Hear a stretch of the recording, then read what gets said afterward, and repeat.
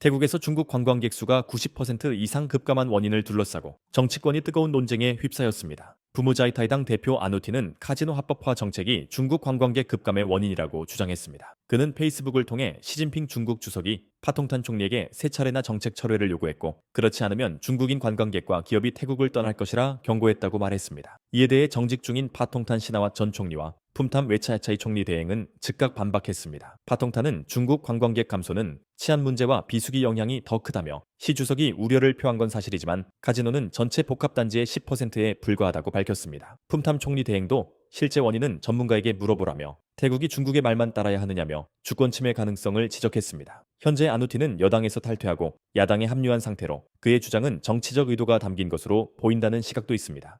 태국 하원은 정부가 제안한 엔터테인먼트 콤플렉스 법안의 심사 철회를 찬성 253표로 가결했습니다. 총 318명이 투표에 참여했으며 반대는 65표였습니다.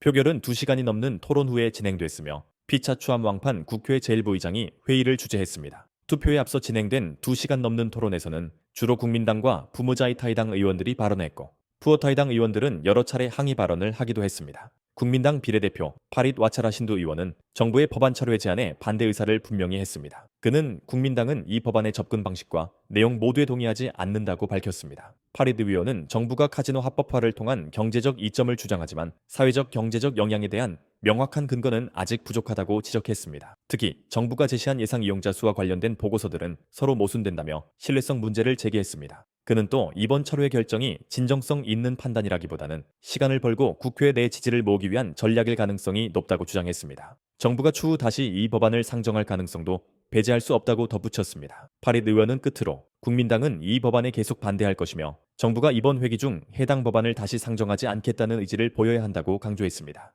최근 태국 정치권에서는 푸어타이당의 몰락 조짐이 뚜렷하게 나타나고 있습니다. 전 총리 탁신과 현 총리 빠통탄을 중심으로 한 푸어타이당이 동북부 핵심 지지 기반에서 큰 위기를 맞고 있습니다. 특히 최근 리더 여론조사에 따르면 푸어타이당과 빠통탄의 인기가 동북부에서 급락했으며, 이에 따라 팔랑뿌라차라당이 전 푸어타이 국회의원들을 영입하며 세를 넓혀가고 있습니다. 핵심 이탈 인사는 시사켓의 5선 의원이자 푸어타이 핵심이었던 위와차이 한나와이사야는 지난 6월 팔랑뿌라차라당으로 이적하며 지역 사무소를 열었습니다. 이어 야수톤의 2선 의원 피아왓 판사이처도 함께 이적하며 정치적 균열을 가시화했습니다. 이탈 이후로는 빠통탄 총리와 전 캄보디아 총리 훈센 사이에 통화 녹취 유출 사건과 푸어타이당의 내각 인선에서 지역 안배 시스템 폐지 및 정치적 친분 위주의 인사와 동북부 지역 전통 지지 세력에 대한 탁신 전 총리의 무관심 등이 이러한 배경 속에서 팔랑뿌라차라당의 프라위 총재는 필요시 총리직을 맡을 준비가 되어 있다고 공개 발언하며 차기 총선에서의 주도권을 노리고 있습니다. 정치 분석가들은 푸어타이당이 총선에서 어려움을 겪을 것이라 예상하며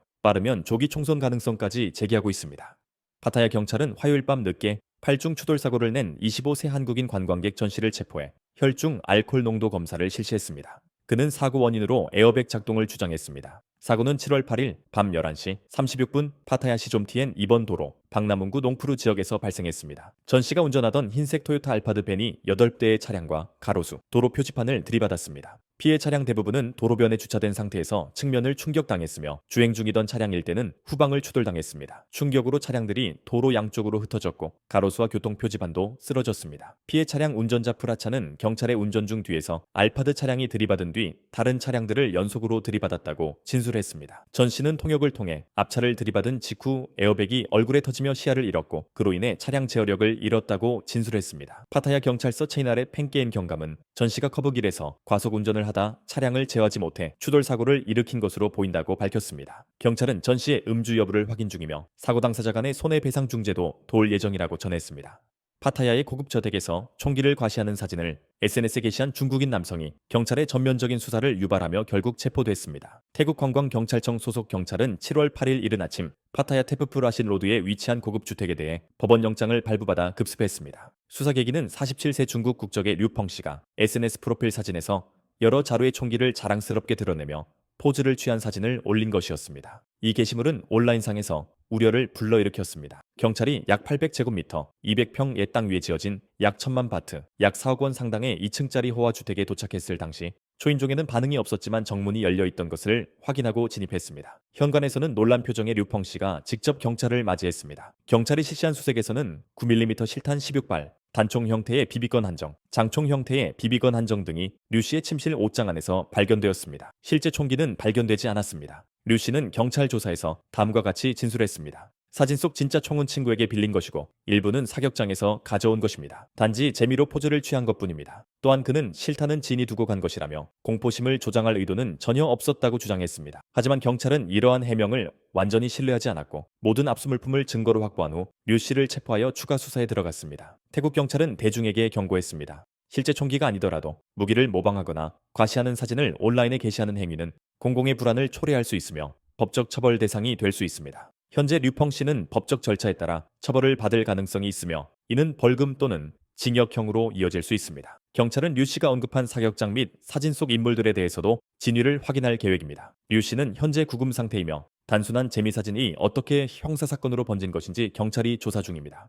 7월 8일 밤 방콕에서 푸켓으로 향하던 관광버스가 페차부리주 화사판 지역의 위험 커브 구간에서 전복되는 사고가 발생했습니다. 사고는 저녁 8시 30분경 페차부리시 경찰서에 접수되었으며 현장에는 구조대와 의료진이 긴급 출동했습니다. 문제의 버스는 방콕 남부터미널에서 출발해 푸켓으로 향하던 중 151km 지점의 커브에서 빗길에 미끄러져 옆으로 넘어졌고 당시 차량에는 태국인과 외국인 포함 총 28명의 승객이 탑승하고 있었습니다. 이 사고로 11명이 부상을 입고 병원에 이송되었으며 다행히 나머지 승객들은 비교적 무사히 구조됐습니다. 버스가 전복되자 승객들은 깨진 창문을 통해 탈출을 시도하는 등 아수라장이 벌어졌고 현장은 한동안 큰 혼란에 빠졌습니다. 버스 운전사는 비가 내리는 중 커브를 돌다 미끄러졌고 차량이 통제 불능 상태에 빠져 전복됐다고 진술했습니다. 지역 주민들은 이 구간이 예전부터 사고 다발 지역으로 악명이 높다며 특히 비 오는 날에는 극도로 위험하다고 경고했습니다. 당국은 현재 사고 원인을 조사 중이며 운전자들에게 우기철 빗길 운전에 각별한 주의를 당부하고 있습니다. 다친 승객들은 현재 지역 병원에서 치료를 받고 있으며 무사한 승객들은 대체 버스를 통해 푸켓으로 이동할 예정입니다.